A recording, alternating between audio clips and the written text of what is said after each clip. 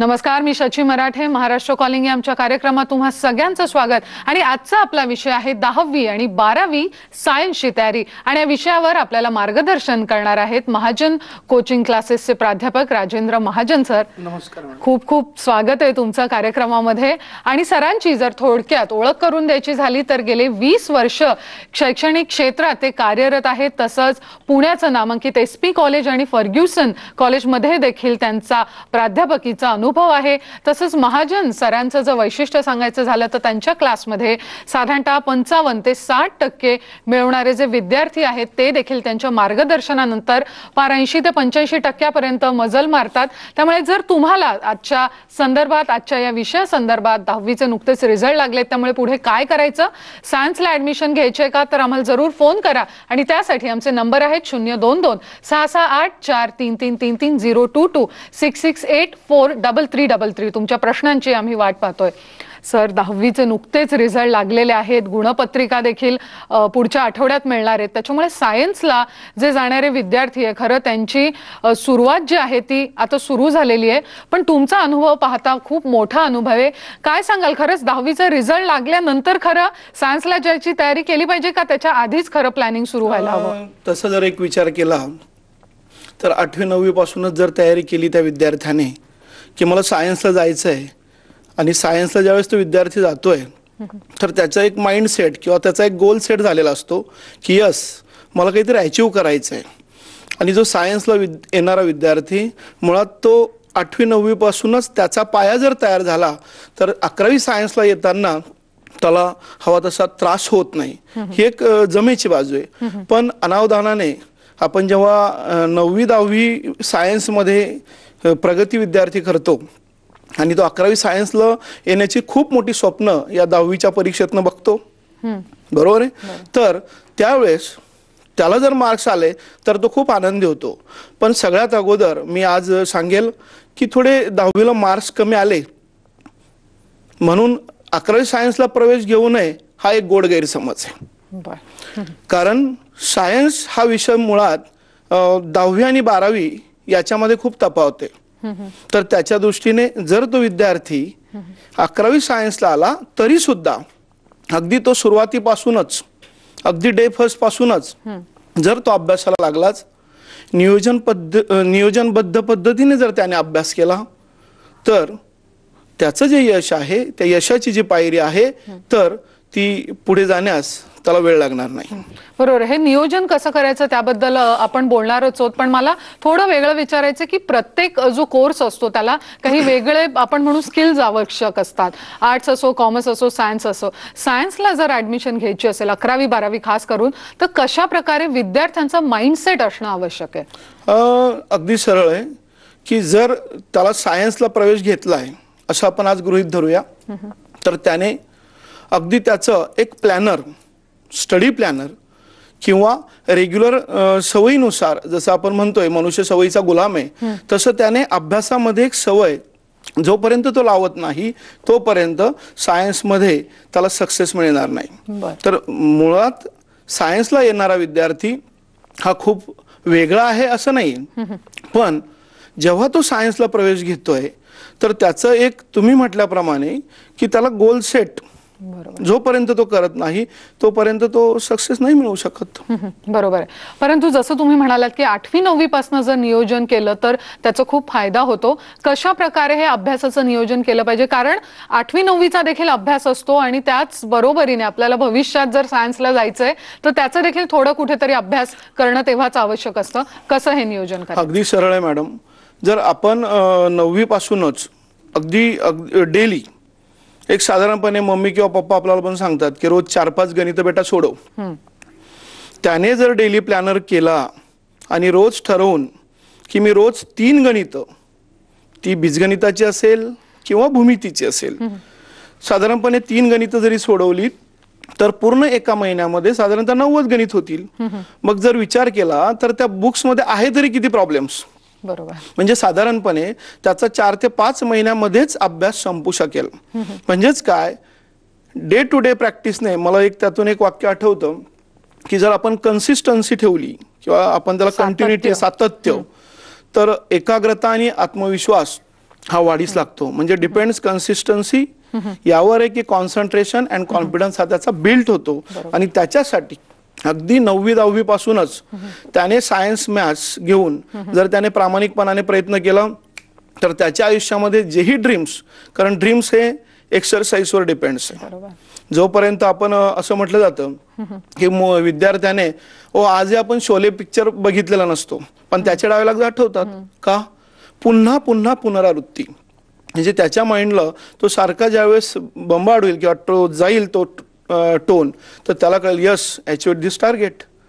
तर मला ते अपेक्षित आहे की त्याने कंटाळा न करता रोजच्या रोज जीवनामध्ये त्याने अभ्यास करा. आणि आमच्या कोचिंग क्लासेसमध्ये मला तो जाणवतोय की अगदी गेल्या वर्षाच्या विद्यार्थ्यांमध्ये जो विद्यार्थी 9 मध्ये 62% मार्क्स होते, नाव पण सांगेल की ओंकार संगमनेरकर, आणि तो विद्यार्थी 91 पर्यंत जातो कसा. बरोबर. त्याची कारणच आहेत की सातत्याने करणारा जो स्टडी करतोय त्यामुळेच हे सक्सेस शक्य आहे. बरोबर. पण जसं तुम्ही म्हणता की रोज सातत्यपूर्ण सराव किंवा रोज ही जी शिस्त आहे ती लावणं खूप महत्त्वाचं आहे. आणि अर्थातच त्याच्यामध्ये जसं शिक्षकांचं योगदान मोठं आहे, तुमच्यासारखे प्राध्यापक आहेत त्यांचं योगदान मोठं आहे, त्याचप्रमाणे घरी पालक आणि मुलांचं देखील याबाबत आपापसात कोऑर्डिनेशन असणं खूप गरजेचं आहे. तर अभ्यासाची जेव्हा वेळ आपण म्हणतो अभ्यास कधी करावा, अनेक याबाबत मतं आहेत. काही जण म्हणतात पहाटे केलेला अभ्यास जास्त चांगला लक्षात राहतो, काही जण म्हणतात रात्री जागून जर अभ्यास केला तर तेव्हा शांतता असते तेव्हा अभ्यास चांगला असतो. तुमचं जे निरीक्षण आहे किंवा अनुभव काय सांगतो? गेल्या 20-22 वर्षापासून हजारो विद्यार्थी जेव्हा आमच्या हाताखालून जातोय तर मला त्यातून एक लक्षात आलंय मॅडम की अगदी सरळ आहे, जी वेळ मिळेल त्या अभ्यासाची वेळ. जो विद्यार्थी ठरवून मी अगदी आज 5 वाजता उठणार हे जेव्हा तो ठरवतो तो फक्त 1 आठवडा 2 आठवडा उठेल. नियम असा कुठेतरी तर्कशास्त्र म्हणेल किंवा एक समज आहे की नाही, अगदी ठरवून विद्यार्थी आहे, निश्चितच त्याला उठायची सवय लागण्यासाठी काही कालावधी लागेल. मग मला असं म्हणायचंय त्याला तो अट्टहास करण्यापेक्षा अगदी सरळ आहे की त्याला जी वेळ मिळेल त्यावेळेस त्याने अभ्यास तो करावा.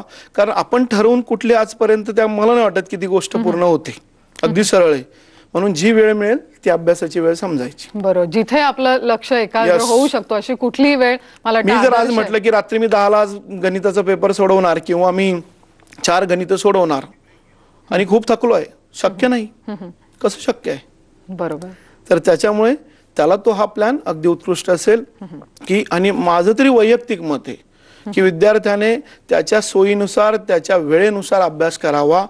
अगदीच पालकांनी थोडं तो जो अट्टहास आहे की नाही नाही दादा तू अगदी सकाळी 4लाच उठ, मान्य आहे काही वेळ जाग्याभावी त्या गोष्टी घडत असतील पण त्याच्या सोयीनुसार त्याला वेळ द्यावा हे मला कळतंय. बरोबर आहे. अशीच आपण चर्चा सुरू ठेवणार आहोत. त्याच्यानंतर 10वी नंतर 11वी आणि 12वीला काय ऑप्शन्स आपल्याला अवेलेबल आहेत ते देखील पाहणार आहोत. 10वी नंतर म्हणजे 11वी आणि 12वी सायन्स मध्ये काय काय ऑप्शन्स आहेत ते आपण शोधतोय आणि प्राध्यापक आपल्याला मार्गदर्शन करताय.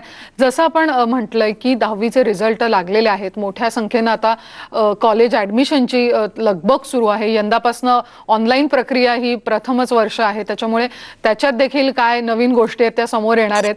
परंतु सायन्सला जेव्हा आपण ऍडमिशन करतो 11वी आणि 12वी अशी 2 महत्त्वाची वर्ष असतात, काय विविध प्रकारचे पर्याय आपल्या समोर असतात? 11वी सायन्स मुळामध्ये त्याला सायन्स फक्त सायन्स नाही, त्याच्यामध्ये medical, engineering, architect, town planner, pharmaceutical, agriculture, town planner म्हणजे अनेक वाटा या सायन्समधून आहेत. म्हणून मला तरी वाटतंय, मी आर्ट कॉमर्सला विरोध नाही करत, पण सायन्स हा जर बेस विद्यार्थ्याने ठेवला 11वीला तर निश्चित सांगतो की त्याला पुढे जाऊन 12वी नंतर निश्चितच त्याच्या अनेक वाटा त्याच्यासाठी सोप्या आणि सरळ होणार आहेत. कारण आर्ट किंवा कॉमर्स याच्याबद्दलची तुलना सायन्स बरोबर होऊ शकत नाही. मी सायन्सचा स्टुडंट आहे म्हणून असं नाही म्हणत आहे, पण जे मला दिसतंय चित्र गेल्या 20-22 वर्षामध्ये की सायन्सचा विद्यार्थी आज कुठे मागे नाही. म्हणून आज उलट मी कळकळीची विनंती करेल पालकांना, कारण 55, 60, 70 मार्क्स आले म्हणून आर्ट कॉमर्सला टाकावं असं नाही. त्याला जर अगदी तो प्रामाणिकपणाने प्रयत्न करत असेल तर त्याला निश्चितच सायन्सला त्या आईबाबांनी येऊ द्यावं. त्यांना काही मदतीची हाक लागेल, निश्चित आमच्यासारख्यांची कोचिंग सेंटर या पुणे परिसरात आहेत. बरोबर. मुंबईमध्ये पण त्याच पद्धतीने आहेत. तर मला असं अपेक्षित आहे की सायन्समध्ये आल्यानंतर त्याच्या अनेक दिशा अगदीच म्हणजे आपण जसं म्हणूया या नेमक्या दिशा कुठल्या आहेत त्या आपण शोधणार आहोत. पण आपण कार्यक्रमात फोन घेऊया आधी. परभणीतनं रचना आपल्याला प्रश्न विचारतायत. नमस्कार रचना, काय प्रश्न आहे आपला? नमस्कार सर. हा बोला मॅडम. बोला. आतापर्यंत माझं मराठी मीडियम मध्ये शिक्षण झाले, परंतु आता सेमी मीडियम असल्यामुळे माझा अभ्यासक्रम कव्हर होईल की नाही? असं जर निश्चित तुमच्या प्रश्नाचं उत्तर रचना मी देतोय की साधारणपणे एक जर विचार केला की तो एक गोड गैरसमज आहे की आपण 10वी सेमी मध्ये आहोत, 11वी सायन्सला आल्यानंतर निश्चित कव्हर होईल. कारण तुमचा जो कॉन्फिडन्स आहे तो कॉन्फिडन्सच तुम्हाला पुढे नेणार आहे. कारण त्याच्या मागची कारण आहेत की मी स्वतः मराठी मीडियम मधनं शिकलोय, पण आज या पुण्यामध्ये गेल्या 22 वर्षापासून अगदीच चांगल्या पद्धतीने कोचिंग अँड टीचिंग जे म्हणतो त्या पद्धतीने आज वर्क करतोय. तर रचना घाबरण्यासारखं असं नाहीये. फक्त मला एक टीप तुला आत्ता द्यायची आहे की सायन्स हा जो विषय आहे त्याला लागणाऱ्या स्पेलिंग्स ही अगदी तुला अगदी डे फर्स्ट पासून जसं मी अगोदर सांगितलं की काही मॅथ्समध्ये प्रॉब्लेम जर डेली सोडवले तर भरपूर होतील. आपला ब्रेन असा आहे की तो हँग होत नाही, तो काही कॉम्प्युटर नाही.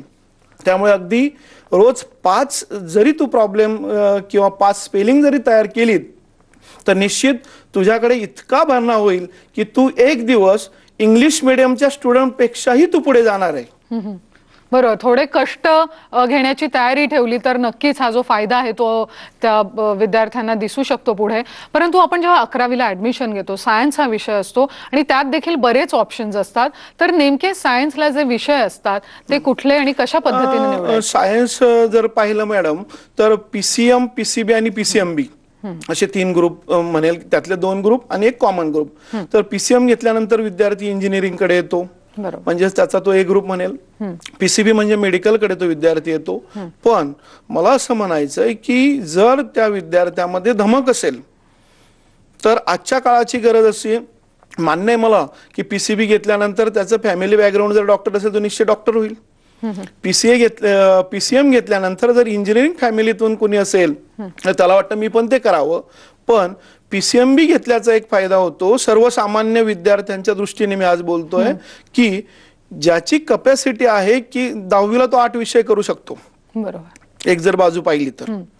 आणि आता तो विद्यार्थी 3 विषय घेण्यापेक्षा त्याने 4ही विषय जर ठेवले, फिजिक्स, केमिस्ट्री, मॅथ्स, बायो आणि हिंदी इंग्लिश किंवा हिंदी मराठी, तर निश्चितच एक कॉमन सब्जेक्ट असतील आणि निश्चित त्याला पुढच्या करिअरसाठी की तो उद्या ज्या फॅकल्टी ज्या विभागाकडे मार्क्स चांगले आली तिकडे तो जाऊ शकेल. बरोबर. म्हणजे दोन्हीकडचे पर्याय त्याच्यासाठी ते गरजेचं आहे. बरोबर. परंतु जसं तुम्ही सांगताय की असे जे आहेत PCM किंवा PCB ग्रुप असेल तर मधला जो विषय आहे किंवा मधला जो ग्रुप आहे दोन्ही विषय निवडणं गरजेचं आहे. परंतु लँग्वेजचा देखील ऑप्शन असतो. अनेकदा सेकंड लँग्वेज ही जी असते ते अनेक कॉलेजेसमध्ये फ्रेंच आहे, जर्मन आहे असे देखील भाषेचे ऑप्शन असतात. तर अशा वेळी सायन्सच्या विद्यार्थ्यांना भाषेकडे देखील लक्ष देणं महत्वाचं आहे का सेकंड लँग्वेज कुठली निवडावी? हे बघा, भाषा निवडणं हा एक बहुपर्याय आहे. म्हणजे थोडक्यात की सेकंड लँग्वेज ज्यावेळेस तो विद्यार्थी घेतोय तर इतकं त्याला असं कंपल्सरी नाही की जर्मन आज त्याने घेतली म्हणून तो काही जर्मनीत जाणार नाही. त्याला ती आवड आहे किंवा त्याच्यामध्ये त्याला पुढे कधी करिअर करायचं असेल तरच आजच्या काळात त्याने तेवढा वेळ घालवावा. आजची महाराष्ट्रातली IITची जी परिस्थिती झाली ते निवळ आपण अगोदर बाऊ केला, मी थोडा विषयांतर करतोय म्हणून ही वेळ आलेली आहे. तर अगोदर आपण फोकस करूया त्या सब्जेक्टवर ज्यामुळे आपलं करिअर पुढे जाणार आहे. मी म्हणत नाही की लँग्वेजेसला मार्क्स कमी आली किंवा जास्त आली किंवा कुठली लँग्वेज त्याने घेतली, अगदी सरळ. पण तो PCM किंवा PCB मध्ये किंवा PCMB मध्ये जर शक्य असेल, त्याला सहज ती भाषा अवगत असेल, आता मराठी सहज अवगत आहे, हिंदी सहज अवगत आहे, राष्ट्रभाषा आहे, बरोबर, आणि इंग्रजी हा कंपल्सरी आहे, तर त्याने कॉमन सब्जेक्ट घ्यावा या मताचा मी आहे. बरोबर. मला वाटतं हे बाकी जे आव्हान आहेत त्याच्याकडे जास्त लक्ष दिलं पाहिजे भाषेच्या तुलनेत. परंतु जसं तुम्ही सांगितलं की मॅथ्स हा कायमच सगळ्याच म्हणजे ते पहिलीचं असो 10वीचं असो किंवा पुढे इंजिनिअरिंग किंवा त्यांच्या कोर्सेसमधलं हे कायमच थोडं किचकट विषय राहिलेला आहे. मॅथ्स कधीच खूपच कमी टक्का लोक किंवा जे विद्यार्थी आहेत त्यांना मॅथ्समध्ये उत्तम गती उत्तम मार्क असते, परंतु बहुसंख्य विद्यार्थ्यांना हे गणिताशी झगडावंच लागतं. नाही मॅथ्स मी थांबवतो. मॅथ्स हा जो विषय मुळात तो किचकट नाही, तो आपण किचकट करतो कारण आपल्या डोक्यामध्ये अगोदर निगेटिव्हिटी तयार झालेली की मॅथ्स अवघड आहे. आपण ज्यावेळेस तो सब्जेक्ट डिफिकल्ट आहे तो डिफिकल्टच होणार. मला येतोय तर ते निश्चित येणार. म्हणजे थोडक्यात काय तुमचा ॲटिट्यूड तो पॉझिटिव्ह असावा.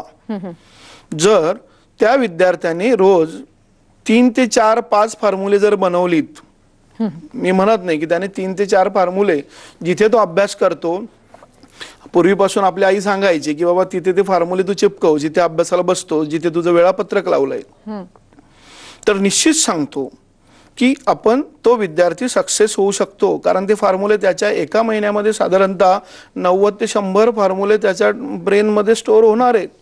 एक साधंसं उदाहरण सांगतो त्याचं की आपण शॉपकीपरकडे बाबा सकाळी सांगतात, मम्मी सांगते हो जाताना एक असं करा पेस्ट घेऊन या. अगदी सरळ आहे. बाबा त्या शॉपकीपरकडे जातात, पेस्ट नाही मागत, ते काय मागतात कोलगेट द्या. हे कारण काय? पेस्टचे अनेक प्रकार आहेत, पण तो त्याचं कारण आहे की की आपल्याला तो विचार डोक्यामध्ये विद्यार्थ्याच्या सारखं येण्यासाठी प्रॅक्टिस मेक्स परफेक्ट मॅन. जर त्याने पुन्हा पुन्हा प्रॅक्टिस केली तर ते शक्य आहे. बरोबर. आणखीन देखील अशी छोटी छोटी उदाहरणं आपण पाहणार आहोत, पण एक फोन घेऊया. कोल्हापूरमधनं सारिका आपल्याला प्रश्न विचारतायत. नमस्कार सारिका, काय प्रश्न आहे आपला? माझा मुलगा, आता मी कोल्हापूरवरून सारिका बोलते. बोला मॅडम. माझा मुलगा आता 10वी मध्ये आहे. आणखी त्याचा आता सेमी इंग्लिश घेतलेला आहे. बोला बोला. तो 10वी मध्ये आता सेमी इंग्लिश घेतलंय त्यांनी. तर सायन्सला थोडेसे मार्क कमी झालेत. ते सायन्स मध्ये मार्क वाढण्यासाठी काय करायला पाहिजे? सायन्सला जायचं आहे आतापासून त्यांनी एक सायन्सच्या 3 विभागामध्ये आपल्या मुलाची तयारी करावी. सुरुवातीला मी म्हटल्याप्रमाणे स्पेलिंग पाठांतर सेमीचं आहे त्यामुळे थोडं त्याला जड जाईल, पण हळूहळू स्पेलिंग जर पाठ झालीत, डायग्राम रोज ॲटलिस्ट एक आकृती एक डायग्राम त्याच्याकडून तयार करून घ्यावी. आणि सगळ्यात सोपी पद्धत म्हणजे रीड अँड राईट. आपण बऱ्याच वेळेस रीडिंग करत असतो वेड्यासारखं, तर आपण 2 वेळेस वाचल्यानंतर ते पुस्तक बंद करून मला किती लिहिता येत आहे ते जोपर्यंत होत नाही तोपर्यंत त्याचा कॉन्फिडन्स बिल्ड होणार नाही. आणि एक वेळेस कॉन्फिडन्स बिल्ड झाला की त्याची सक्सेस स्टोरी बनायला त्याला वेळ लागणार नाही. अगदी सरळ आहे. थोडेसे कष्ट जे पालकांनी आहेत आणि विद्यार्थ्यांनी दोघांनी मिळून घेतले पाहिजेत. परंतु आपण जसं म्हणतो की 10वी जे SSC बोर्ड आहे किंवा CBSE बोर्ड आहे, प्रचंड टक्का हुशार मुलांचा जो आहे 90-95% वर मार्क मिळवण्याचं जे प्रमाण आहे ते वर्षानुवर्ष वाढत आहे. परंतु ही जेव्हा हुशार मुलं IIT किंवा CET मध्ये मात्र थोडी मागे राहताना दिसतात, तर ह्याच्या मागे नेमकं काय कारण आहे? मी मगाशी म्हटल्याप्रमाणे अगोदर आपण थोडा तो बाऊ करून घेतलाय की उद्या काय, आणि या उद्या काय किंवा डोक्यामध्ये ज्यावेळेस निगेटिव्ह नकार येतो ना त्यावेळेस किती तुम्ही प्रामाणिकपणाने काम करा ते शक्य होत नाही. तर अगोदर तो विचार बाजूला ठेवा. दुसरी बाजू की अगदी 8वी पासूनच आपण आता IITचे जे कोर्सेस आपण चालवतोय पुण्यामध्ये मुंबईमध्ये, तर मला असं म्हणायचं आहे की सायन्स मॅथ्स हा त्याचा टेक्स्टबुक सब्जेक्ट आहेच, पण ॲडिशनल जर तो तयारी करत आला, रोज त्याने 3-4 क्वेश्चन जसे जनरल नॉलेजचे आपण क्वेश्चन्स करतो तशी सायन्स मॅथ्सची एक 4-5 क्वेश्चन डेली करत आला, तर मी मगाशी म्हटल्याप्रमाणे की त्याचा ब्रेन हा सुपर कॉम्प्युटर आहे, तर तो हँग होणार नाही. तर त्याच्यामुळे त्याला डेली ते सवय लागावी प्रश्न सोडवायची. आणि सेकंड काय की यावर्षी जो अचानक जो चेंज झाला तो मुलांना थोडा पचनीने पडला. निगेटिव्ह सिस्टीम होती डोक्यामध्ये, निगेटिव्ह विचार, अरे माझे मार्क्स गेली तर, आणि त्या भीतीपोटी काही अटेम्प्ट केलीच नाहीत क्वेश्चन. म्हणजे अगदी हुशार मुलगाही त्यामुळे IIT मध्ये थोडा खाली आला. पण त्याचा हा सगळा विचार करता आम्ही एक नवीन कन्सेप्ट हां आमच्या विद्यार्थ्यांसाठी आणला आहे. हां तर साधारणपणे जर लक्षात घेतलं तर आज पुण्यामध्ये प्रथमतः हां आपण 4 प्रकारामध्ये अगदी रोज त्याला पेपरची प्रॅक्टिस व्हावी बरं अगदी डेली म्हणून एक टॅब मार्केटमध्ये आणला आहे. हा US बेस्ड थोडा प्रॉडक्ट आहे. तर साधारणपणे जर लक्षात आलं की प्रत्येक विषयाला फॉर एक्झाम्पल इथे जर पाहिलं तर CBSE बेस या टॅबमध्ये आहे. तर कुठलाही त्याने चॅप्टर ओपन केल्यानंतर अगदी टायमर सह तो ऑटो जनरेट पेपर किती करू शकेल म्हणजे डे टू डे त्याला किती प्रॅक्टिस करता येईल.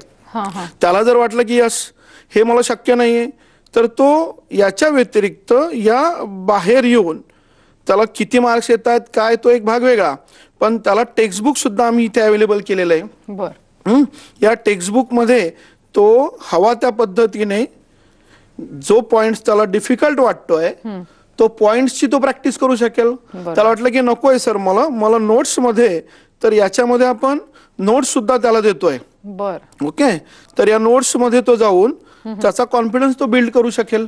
बरोबर म्हणजे सगळं टेक्स्टबुक आहे ते दप्तराच्या ऐवजी आता हातात आलेलं आहे. कारण मॅडम आता ही काळाची गरज आहे. कारण विद्यार्थ्यांना आपण बऱ्याच वर्षांपासून दप्तराचं ओझं त्यामुळे तो खूप स्ट्रेसमध्ये असतो. त्याच्या व्यतिरिक्त अगदी सरळ आहे सगळे कोचिंग क्लास मी म्हणेल की आमच्या पद्धतीने वर्किंग करतायत चांगल्या प्रकारे करतायत.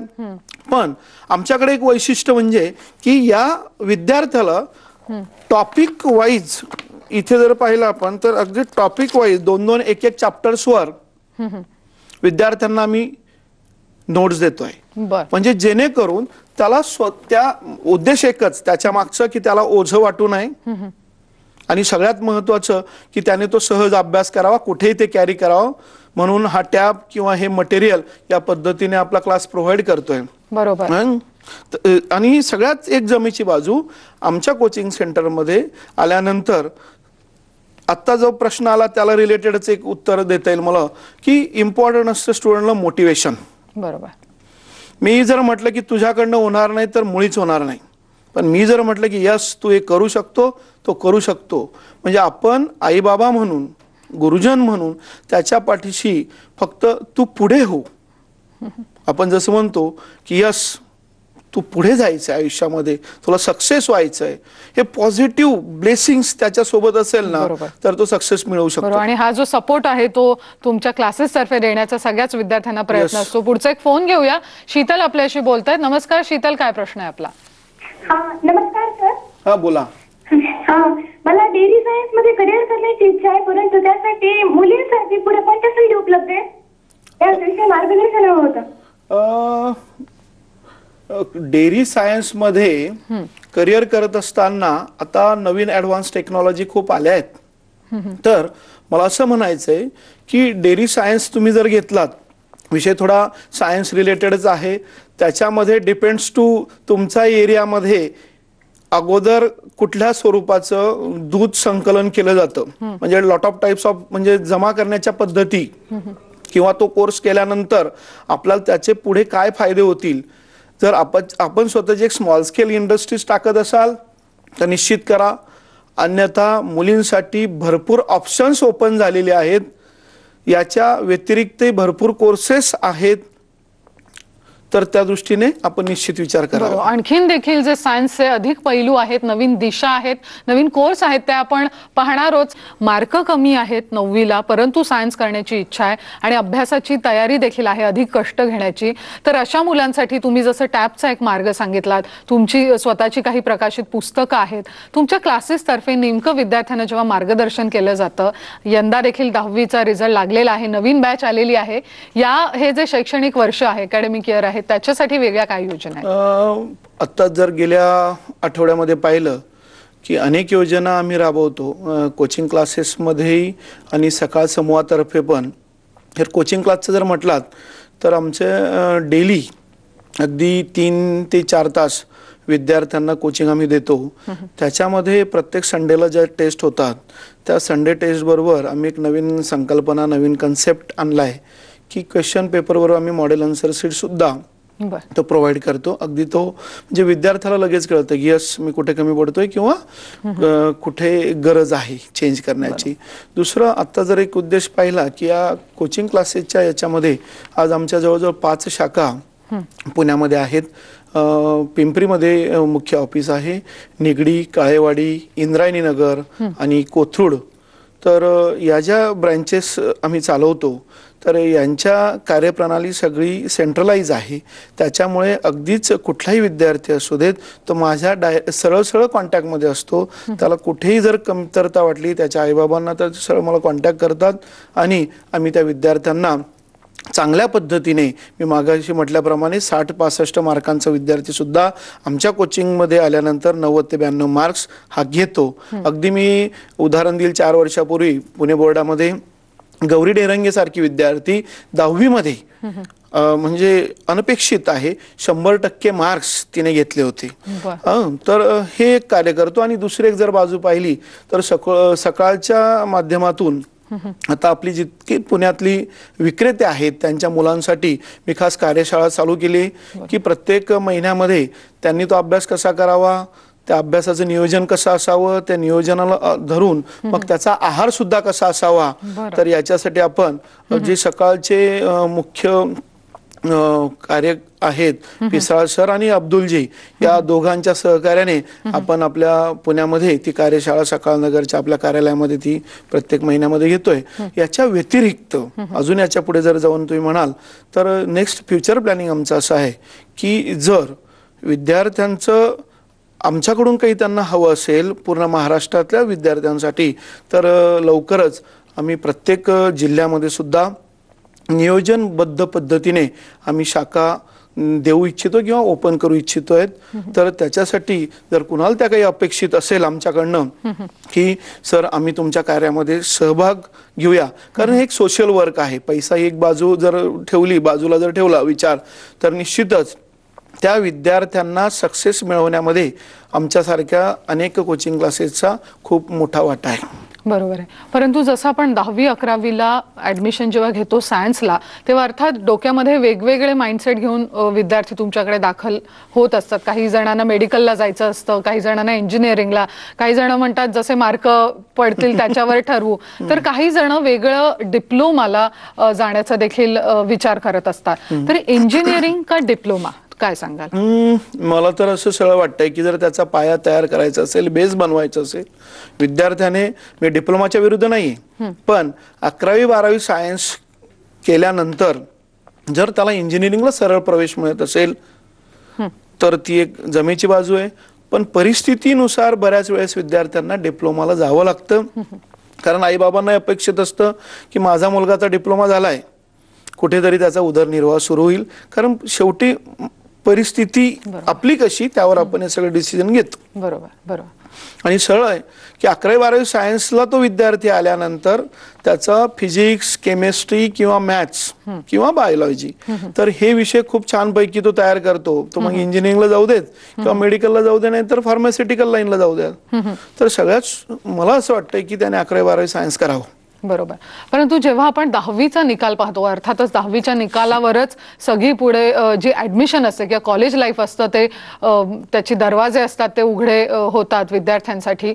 अनेकदा असं आपण पाहतो, म्हणजे मराठी मीडियम, सेमी किंवा इंग्लिश हे सगळेच मुद्दे किंवा हे सगळ्या मीडियमची मुलं त्यात येतात की 10वीला जास्त टक्के असतात, मात्र 11वीला जे आहेत ते टक्के कुठेतरी कमी होतात. तो थोडा नाजूक विषय आहे. 10वी हा बऱ्याच वेळेस घोकमपट्टीने मार्क मिळवणारी मुलं पाहिलीत मी. मी म्हणत नाही की ते अभ्यास करत नाही, पण जो 10वीचा विद्यार्थी कुठेतरी आपल्या आईबाबांशी प्रामाणिक असतो. 11वी 12वीला आपण म्हणतो ना की कॉलेजचं थोडं पाणी लागलंय, तो एक प्रकार आहे, तो टीन एज मध्ये येतो. थोडक्यात त्याला जसं आईबाबा शिशु वर्गामध्ये किंवा पहिली दुसरी मध्ये सांभाळतात तसं जर त्यांनी 11वी 12वीला सांभाळलं तर निश्चितच सांगतो तो विद्यार्थी सक्सेस होतो. पण आई बाबा म्हणून आपली कळत नकळत चूक होते की त्याच्यामध्ये आणि आपल्यामध्ये डिस्टन्स वाढत जातं. आणि आता ही जी मोबाईल संस्कृती आली, त्या मोबाईल संस्कृतीमुळे अभ्यासाचा कळत नकळत त्रास होतोय. विद्यार्थी नको त्या गोष्टींकडे ओढला जातोय. तर मी या मताचा आहे की 12वी सायन्स झाल्यानंतर जर त्याला मोबाईल देत असाल तर वेल अँड गुड. आपण म्हणतो की नाही त्याचं घरापासून त्याची स्कूल लांब आहे किंवा क्लास लांब आहे, हो मान्य आहे सगळं, पण आपणच ते प्रवृत्त करतोय ना. बरोबर. आपण थोडा त्याच्यामध्ये जर पॉझिटिव्ह विचार केला आणि विद्यार्थ्यांनी समजून घ्यावं, जर तो ऐकत असेल आता तर, की अरे बाबा आपल्याला अभ्यासामध्ये तू लक्ष दे. त्या मोबाईल किंवा टीव्ही ही जी माध्यमं आहेत, दृकश्राव्य ही सगळी आपल्याला आयुष्यभर पुढे वापरायचीच आहेत. पण आता जी काळाची गरज आहे, तुला स्टोरी तुझ्या लाईफची बनवायची. आईबाबांचं कर्तव्य आईबाबा पार पाडतायत, विद्यार्थ्यांनी विद्यार्थ्यांचं कर्तव्य पार पाडावं. कुठेतरी मला वाटतं प्राधान्य जे आहे, प्रायोरिटी आहे त्या ठरवल्या पाहिजेत. जवळपास 1 तास आपण चर्चा करतोय विविध सायन्सचे ज्या दिशा आहेत किंवा कोर्सेस बद्दल, परंतु या सगळ्याचा विचार जर आपण केला तर अभ्यासासाठी कायमच अनेक साधनं उपलब्ध असतात किंवा क्लासेस असतात, शाळा कॉलेजमधले तज्ज्ञ असतात, परंतु या सगळ्यामध्ये तो जो विद्यार्थी आहे त्याचं मानसिक आणि शारीरिक स्वास्थ्य जर चांगलं राहायचं असेल तर आहाराचं देखील योगदान खूप महत्वाचं आहे. आणि त्यासाठी तुम्ही अभ्यासाच्या जोडीने आहाराचे देखील धडे देता, काय सांगाल? अगदी सरळ आहे, कारण अभ्यास आणि आहार हा एक खूप वेगळा विषय आहे. पण तरी पण आपण जर थोडा एक विचार केला की विद्यार्थ्याने जर प्रामाणिकपणाने, की आई बाबा सांगतात की बेटा पैसे थोडं तिखट खाऊ नको, तर त्याने एक थोडं नियोजन करावं की रोज कळत नकळत एक कपभर दूध किंवा एखादं फळ, ग्रामीण भागामध्ये या काही गोष्टी शक्य नाही, पण ऍटलीस्ट दूध तरी सगळीकडे मिळतं, तरी त्याने ते घ्यावं. आणि पालेभाज्यांचा भर जास्त असावा, फळभाज्या पालेभाज्या. कारण मला एकच त्याचा आत्ता कानमंत्र देता येईल की आई बाबा आहाराचं नियोजन प्रॉपर करतात वीकली, पण आजच्या या काळामध्ये जंक फूड फास्ट फूड आपण जे म्हणतो त्याला जर थोडं अवॉइड करून मुलांनी राहिलं तर त्याची डायजेस्टिव्ह सिस्टीम पण प्रॉपर वर्क करेल. आणि सगळ्यात महत्त्वाचं की त्याच्यामुळे त्याच्या एकाग्रतेवर परिणाम होत नाही. एक साधं उदाहरण आहे, रात्रीचं जर आपण नॉनव्हेज पदार्थ खाल्लीत तर सरळ त्याला त्रास होईल, झोप कमी होईल, सकाळी तो वेळेत उठणार नाही. अगदी छोटी छोटी त्याच्यामध्ये पॉईंट आहे. आणि हे करत असताना विद्यार्थ्याने की आई बाबा ते खातात त्यावेळेस ते काही आजारी पडत नाही, मग आपला विद्यार्थी कुठे पडणार आहे, हा त्याने विचार करावा त्याच्यामध्ये. बरोबर. त्याच्यामुळे आहाराचं जे आहे महत्व खूप मोठं आहे. पुढचा फोन घेऊया आपण. सोलापूरहून संगीता आपल्याला प्रश्न विचारते. नमस्कार संगीता, काय प्रश्न आहे? संगीता, कृपया तुमच्या टीव्हीचा आवाज पूर्णपणे बंद करा आणि सलग प्रश्न विचारा. हा मॅम, कमी केलाय. बोला. माझ्या बहिणीला 76% पडलेत आता 10वीला, तर आता ती सायन्स साईड घेणार आहे. बरं, बोला. त्यासाठी थोडं माहिती नाही ना, गायडन्स पाहिजे होतं सरांकडनं. विद्यार्थी आता सायन्सला ती जाणार, 76% ती मार्क्स घेणार, तर साधारणपणे जर तो विचार केला तर सायन्स, मी अगोदर पण म्हटलं की PCMB हा विषय तिने घ्यावा, कारण इतके मार्क्स काही कमी नाही, डिस्टिंक्शन मध्ये ती आलेली आहे. आणि सरळ सरळ अगदी सरळ मार्गाने जाऊन PCMB करत असताना तिची आवड ज्याकडे आहे, तिचा कल ज्याकडे असेल त्याकडे तिने जावं. बरोबर आहे. त्याच्यामुळे मला वाटतं थोडे अधिक कष्ट घेण्याची तयारी आणि सातत्यपूर्ण जर अभ्यास केला तर मार्क वाढू शकतात. परंतु जसं तुम्ही म्हणाला होतात की अनेकदा असं होतं की 55-60% विद्यार्थ्याला मिळतात आणि तुमच्या मार्गदर्शनाखाली किंवा अभ्यास केल्यानंतर तो 80 किंवा 85च्या पुढे मजल मारतो. तर मला थोडं विचारायचंय की त्याच्या मागे नेमकी काय कारणं आहेत? कारण तो अभ्यास करणारा जसा मुलगा महत्वाचा आहे, त्याचप्रमाणे त्याच्याकडनं करून घेणारा हा शिक्षक आहे तो देखील महत्वाचा असतो. अगदी सरळ आहे की काही गोष्टी ज्या आमच्या कोचिंग क्लासेसमध्ये आम्ही घेतो पुण्यामध्ये, तर विद्यार्थ्यांना घडवण्यासाठी फक्त अभ्यासाची गरज नसते. निश्चित त्याला जे सराउंडिंग आहे, सभोवतालचं वातावरण नेमकं काय आहे ते शोधणंही गरजेचं आहे. माझा मुलगा कुणाबरोबर राहतो, कुणाच्या संगतीत तो फिरतो, कुठल्या पद्धतीचे तो टीव्हीचे प्रोग्राम बघतो, व्हॉट्सअप वापरतो का, फेसबुक वापरतो का, हे कळत न कळत मी माझ्याकडे आल्यानंतर थोडं त्यावर बंधनं घातलीत की अगदी मोबाईल सुद्धा मी वापरायला देत नाही विद्यार्थ्याला. त्याचं कारण असं आहे की या विद्यार्थ्याचं करिअर आमच्या कोचिंग क्लासवाल्यांच्या हातामध्ये, असं मी म्हणेल. शाळा कॉलेजेस त्यांचे काम करतायत, पण कोचिंग क्लासमध्ये आल्यानंतर आईबाबांचं एक स्वप्न असतं की माझा मुलगा 60 मार्कांचा 90 पर्यंत यावा. त्याच्यासाठी काही गुपित आहेत, काही पंचतंत्रे आहे, ती मी सगळंच आता उघड करू शकत नाही. अगदी सरळ आहे. तर त्याच्या मागची कारणं जर जाणून घ्यायची असेल, आमच्या कुठल्याही सेंटरला भेट द्या, केव्हाही मला कॉल करा. निश्चित मी इंडिव्हिज्युअल लेवलला त्या विद्यार्थ्यांना मार्गदर्शन करू शकेल. अगदी थोडा वेळ उरलाय आपल्याला कार्यक्रम संपण्यासाठी. जाता जाता विद्यार्थी आणि पालकांना देखील काय टिप द्याल? मी एकच सांगेल की कुठलाही टेन्शन न घेता आपला विद्यार्थी 60-70 मार्कांचा जरी असेल त्याला सायन्सला प्रवेश घ्या.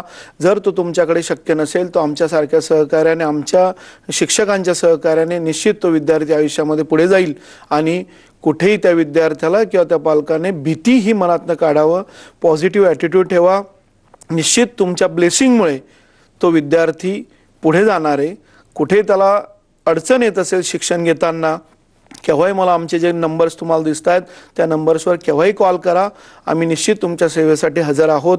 आणि याच्या पुढे जाऊन अगदी शेवटच्या क्षणाला सांगेल की प्रोफेसर महाजन कोचिंग क्लासेस निश्चितच यासाठीच पुण्यामध्ये उभं राहिलं आहे की आम्ही सकाळच्या माध्यमातून लोकांपर्यंत जाण्यासाठी, बहुजनांच्या मुलांना पुढे आणण्यासाठी अहोरात्र मेहनत घेतोय आणि ते घेत राहणार आहेत. बरोबर. खरंच या विषयाचा आवाका खरंच खूप मोठा आहे, परंतु इथे येऊन तुम्ही इतक्या सोप्या शब्दात मार्गदर्शन केलं त्याबद्दल खरंच खूप खूप आभार. नमस्ते.